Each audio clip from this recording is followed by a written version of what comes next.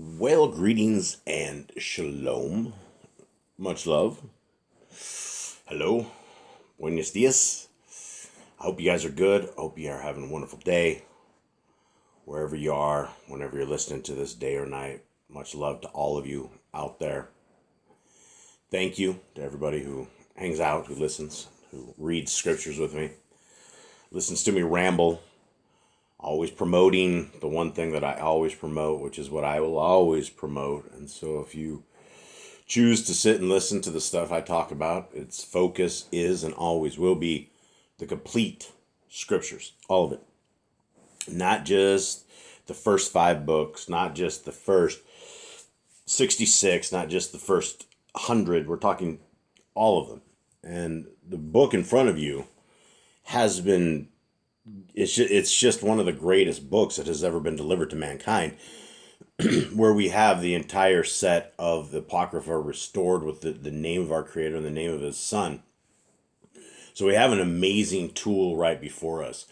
And this tool has been hidden from the people of Yah for so long. It's been hidden behind a paywall of deception to where people have really spent a tremendous amount of money to get a beautiful set of scriptures.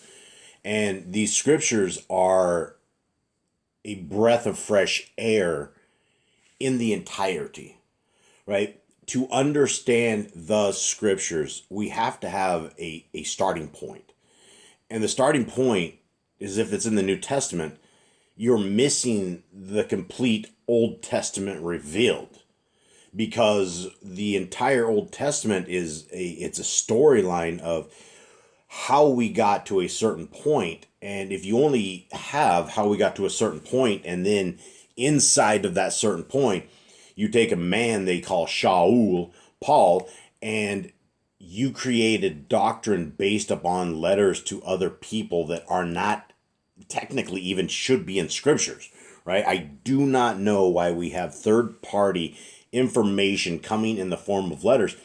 And when I say third party, we have no idea what in the world Paul is even writing about or to who technically. We don't know the situation that these people were having. We don't know what the assembly's problems were. And so when Paul says all this stuff that may sound insane to us who keep Torah, it can make a lot of sense if you actually know what he's talking about. So having impartial letters that people create a doctrine to is a very dangerous thing. This is why when you fall in love with scriptures, the first place that we fall in love is in Genesis, Exodus, Leviticus, Numbers, Deuteronomy. That is a love letter, technical manual, fireside instructional guide of wisdom to our life. I'm serious. It is the greatest things that when we embrace these, when we pull off the cult-ridden cesspool of understanding that we came from and realize that the laws aren't dead, aren't gone, aren't abolished, aren't anything except our reality for a kingdom pass in the future to come. You see, our Creator's not going to allow a whole bunch of disobedient little brats that haven't been given 2 eyeballs, 2 ears, a couple of nostrils, the ability to function, the ability to live, breathe, operate, do all of this, and then deny the very existence of our Creator and deny His ways. When you say His ways are in the trash or on the cross, that's horrible. That is a terrible thing to say. It's extremely disrespectful. It's extremely not correct when it comes to what the Bible teaches us. When we look at the scriptures and what they say, it's a covenant path. That means that if we fall in under the covenant by the obedience that we have to our Creator, then we're mixed amongst a bunch of people that are doing the same thing. And when you look at these amazing chunks of knowledge that we get out of the Torah, beautiful things. How to operate, how to have feasts, how to have the special times of our Creator, how to have the celebration of everything, how we eat, how we operate, how we have a family, how we look at society. All of this is found in the scriptures And it's very important that we have that. Excuse my dogs, they'll always be barking in the background. So the Torah is a breath, a guide point, a system that if you want to look at and operate and look at the system and go, you know what? This system is good. This system is great. It is a complete system set of instructions that will make things in your life better. The opposite of the Torah breeds trash and crap in your life. There's problems. Say, for instance, let's just go with clean food. Say, for instance, you eat unclean food and you're okay with Popeye's chicken and shrimp, and it's not chicken. Chicken's good. I doubt they have chicken, but it's shrimp and all the unclean foods that they have. They have like a huge, giant popcorn style thing of popcorn shrimp. You can just pus down these pus pockets, and what you're doing is you're chomping into something that is a clinging product that our Creator has made to cling water up. That's what the particular job of a shrimp is. And we're told not to eat it. But yet you have entire Red Lobsters and shrimp huts and everybody's eating shrimp, right? It's a hormone pus pocket that when you pop that sucker in your mouth with all that sweet breaded stuff on the outside, that's bacteria. Those are things that could probably hurt you, aren't good for you. And when you take a pile of shrimp and put it into contaminated water, inside of a couple of weeks, the contaminated water will become cling, and the shrimp are all the better. They really don't care. The same for pig, right? So when we eat this unclean food and we get sick, or our health deteriorates, or we get some weirdo stuff that ends up eventually killing us, it's because we have ignored the good instructions that have been provided for us.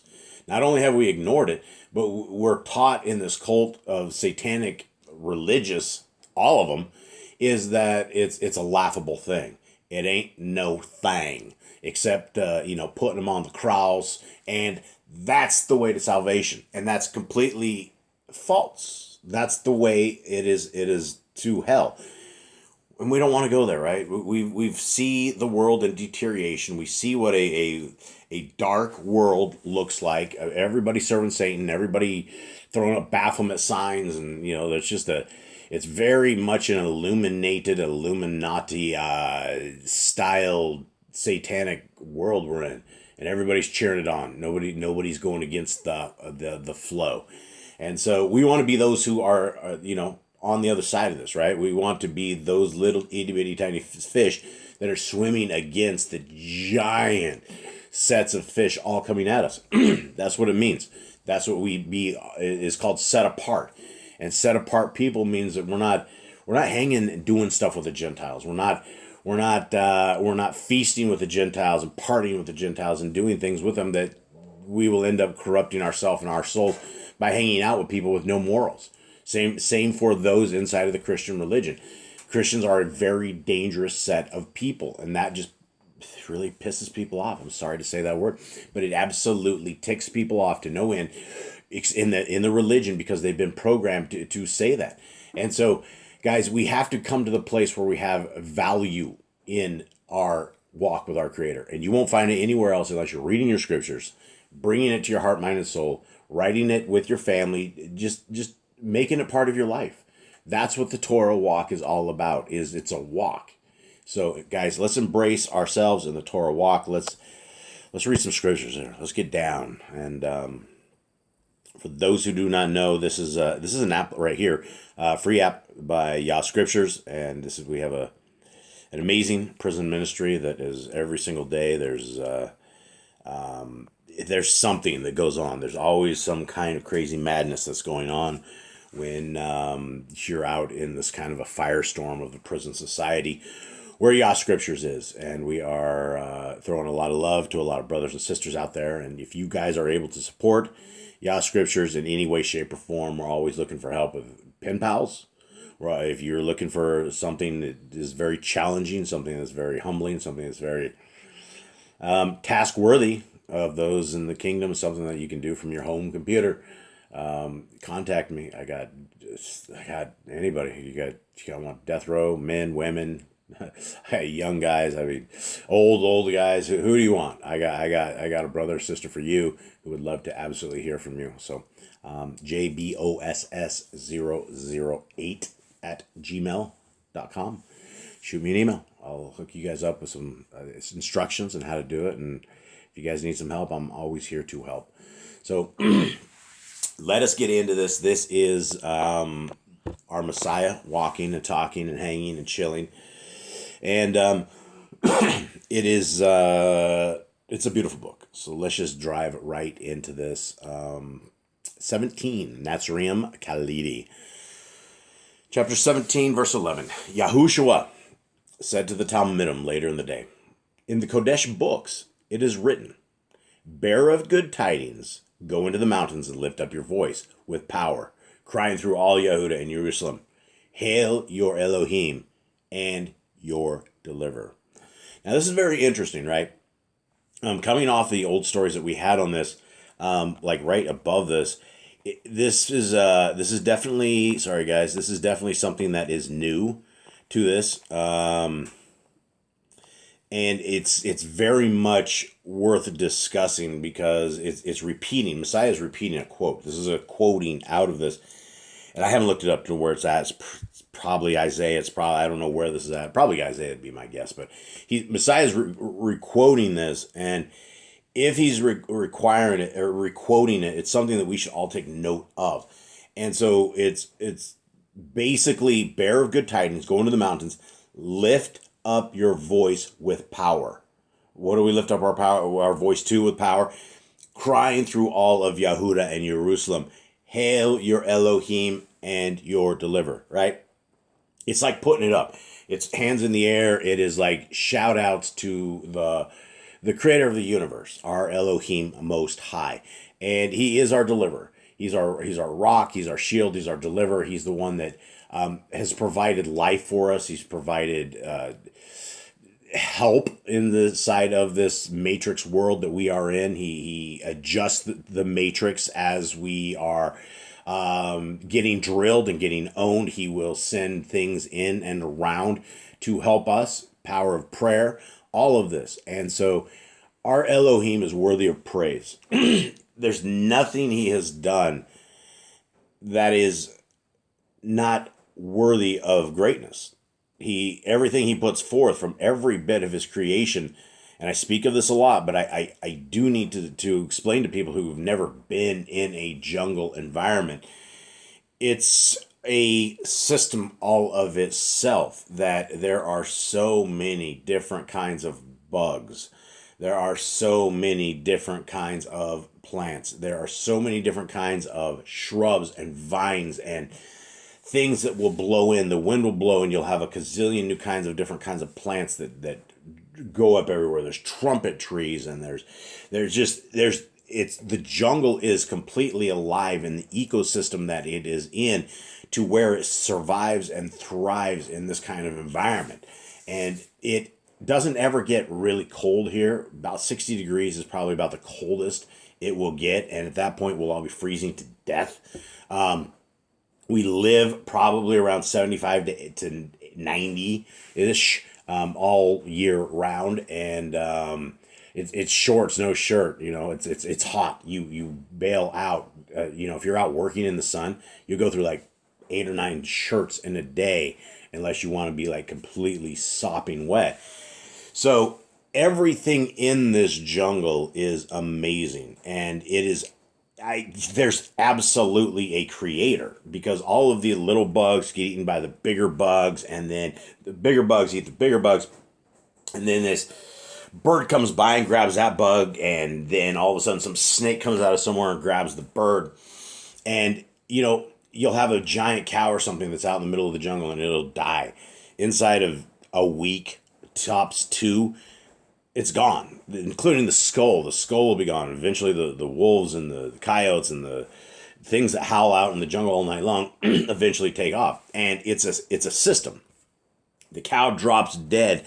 Nobody takes care of it, right? The insects and the bugs start like chopping it up and opening it up, at which point the bigger things come, and then all of a sudden the big birds come in, start ripping it to shreds, and everybody is eating on this thing. And you look at this thing, and you look at the vultures. And I call them sky pigs, and there'll be like hundreds of these things up in the sky when something drops dead out here in the jungles. How do they know? What do they smell? I have no idea, but the message does get out.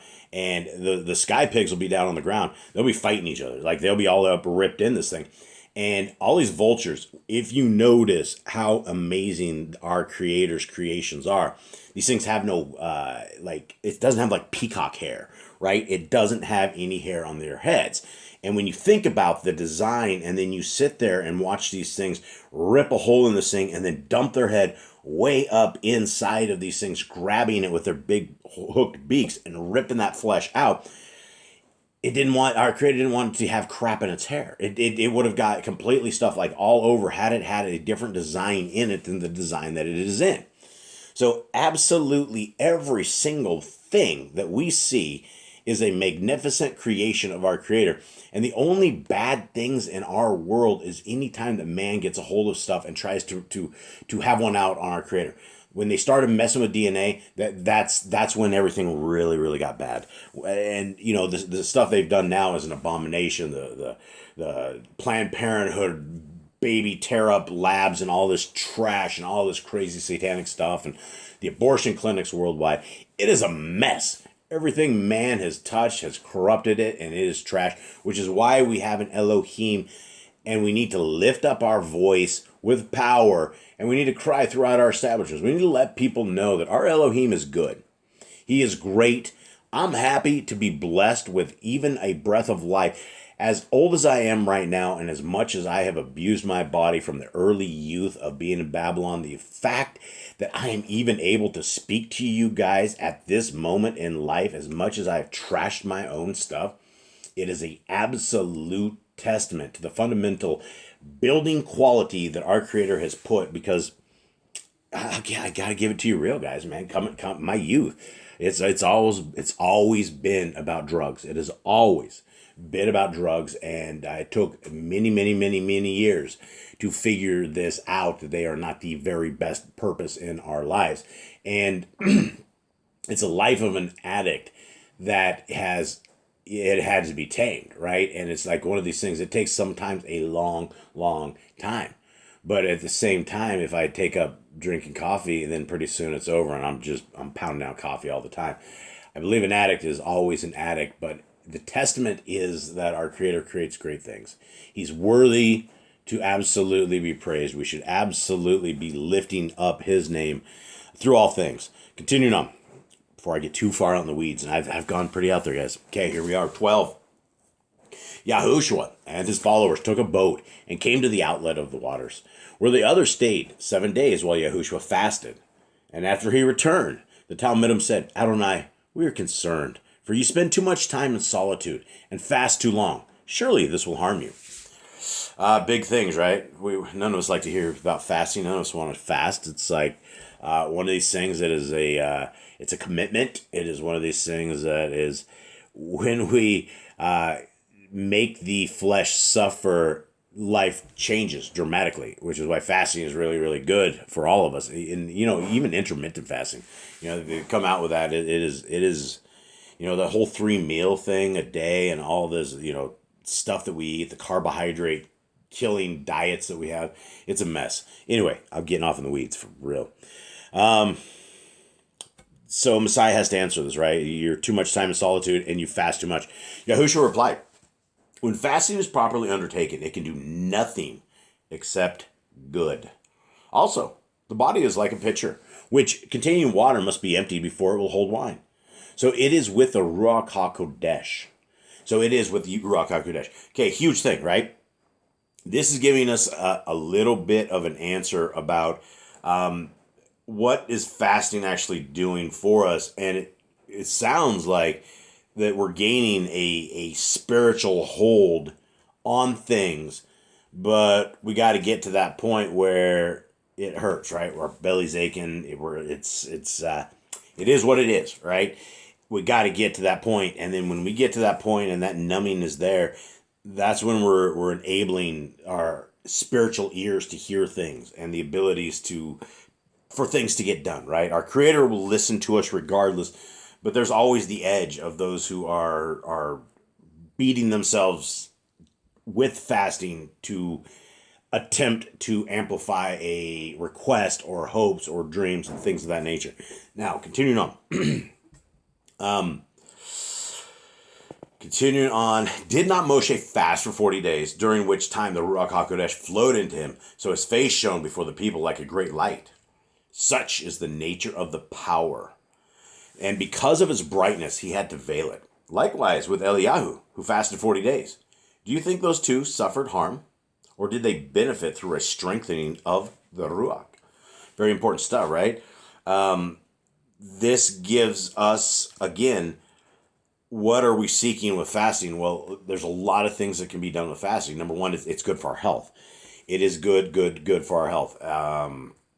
We're in North America alone, we are plagued with diabetes. We are plagued because we are in a carbohydrate overload, and that is all we have. All the fast food, everywhere you go, everybody's just breads, and it's making people sick. And then all the candies and all the pops and all the other trash, and then pretty soon nobody can process sugars anymore, and we're all diabetic. Part of the solution for those with type 2 diabetes and defeating it, which I have for the most part, is that you have to reset your internal setup. You have to fast, and the longer you fast, the better your blood sugar looks. And so it might take sometimes like 6-7 days for those who are very sick with diabetes type 2 and don't want to take their meds, which I would strongly suggest nobody takes this stuff, the diabetes type 2, and hopefully I don't get a strike for this, but as far as what the medications are doing, it's not solving anything, and you're still very, very sick. The medications are simply masking and showing you different numbers in different areas. But as far as what we need to do with this is we need to recalibrate and take our food back to chickens and plants and things of this nature so that these carbohydrates don't take us over. That's a video for another time. I'm getting way off in the weeds, guys. Bottom line, fasting is super, super good. If you guys are super, super sick and feeling ill, I would recommend fasting as well. Have I gotten too far in the weeds? It's getting there. Okay, here we go, guys. 14. This you must always remember. When the corn is ripe for cutting, the harvesters come, and it is gathered in. But though it die, many ears have ripened on the stalk, and from these will spring other plants. You are the ripening grain. Go forth and sow the field in which will grow plants, bringing the rule of Elohim into being. For then men will be ruled with justice and goodwill, the rich serving according to their endowments, and no man will be idle or wasteful. Okay, big stuff to talk about here. This is all about us bringing the kingdom to fruition. We are the delegates of the kingdom to come. If you understand and if you know about the laws of our Creator and the Torah and the great news, it is our responsibility to herald this, right? And we would want to herald this because it's exciting, right? You guys hear me all the time, and I get all fired up when I'm talking about this stuff, right? I'm like literally fired up talking Torah because it is such a passionate, savage, amazing set of guidelines that we have been promised promises for keeping. And even if it was all a fake mystery man in the sky and all of it was a joke, when you look at the laws, statutes, and commandments of our Creator, they are no joke. They are absolutely beautiful. You wouldn't want to drink blood, where we have a commandment to not drink blood. You wouldn't want to look at your children with perverse eyes when they're naked, right? That's a Torah command, right? You wouldn't want to accidentally chainsaw a big tree down into your neighbor's house and kill him, because you would know that there's a Torah command that says, do not endanger your neighbor. So you wouldn't be chopping this huge grizzly tree down without thinking that, hey, I might kill Bob next door. There's all of these Torah commands that are absolutely good, that are absolutely beautiful. And that's what we are supposed to tell people about, right? You will run into the very first thing that you run into with everybody is everybody's a Christian, right? Most everybody's a Christian. If not, then you got the Muslims. If not, you got somebody else. But everybody falls into the Christians, right? The Mormons say they're Christians. The Jehovah's Witnesses say they're Christians. The Catholics say they're Christians. Everybody's a Christian, right? And what is the concept of being a Christian? What does the word Christian means? It means follower of Christ. So if you are supposed to be a follower of Christ, then you would do what your Mashiach has done. And he kept the Torah, walked the Torah, said the Torah wasn't his, but he's coming in the name of his Father, showing us that we could walk the Torah. And then he says, if you love me, keep my commands. James says, you better show your faith by your works. That's what it's all about, guys. The works are 100% a part of this Torah walk. That's where you have all these Christians, and then it offends them. Like, oh, you can't be saved by works. Well, how did Abraham get saved then? What are you talking about? How did everybody get saved prior to our Messiah? Well, it was their obedience. That's called works. That's what it is, right? What do you do in the name of our Creator? Do you do His ways or do you Hasatan's ways? Well, we are supposed to walk as our Creator has said. We are supposed to bear fruit. Those who don't have fruit, our Messiah says He's going to chop the tree down. Everybody that does not bear fruit is going to be chopped down, and the tree's going to go to a bad place of Sholem. We're going to be hanging out with people we definitely don't want to be hanging out with. So the best people that we can hang out with are you and me, and those of us who love the Torah and all that we do, because it's going to be a cool clique, right? It's going to be a super cool clique. You're not going to have these pervs up there doing perverted weirdo stuff, right? We're not going to all these dudes that are doing horrible things that are great in their sin. They're all going to be gone, right? We're going to have a cool kids clique, and I'm looking forward to those days.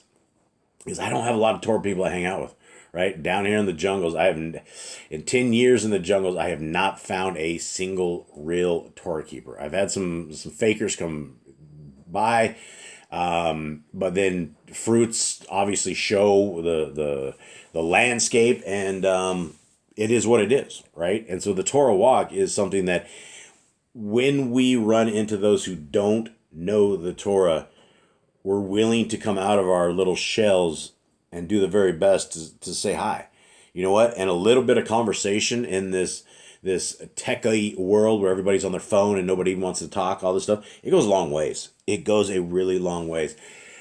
May Yah bless the human speech, and think of let's go in the weeds a little bit, but think about how bad things went with the invention of the TV. Things just went really, really bad, and that little devil machine went into every home across the world. And then we ended up with the next devilish thing, the internet, where we brought the world's knowledge to where we are today.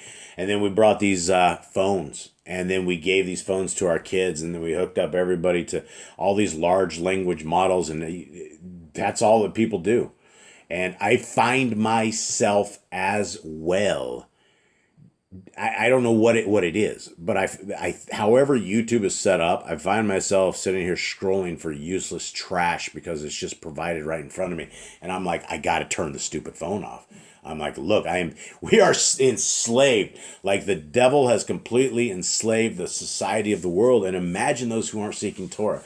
They are so lost in these machines. They're so lost in this world. People living in the metaverse, and people like set up kingdoms in this fake metaverse. And it's a mess, guys. I think I've gone in the weeds a lot.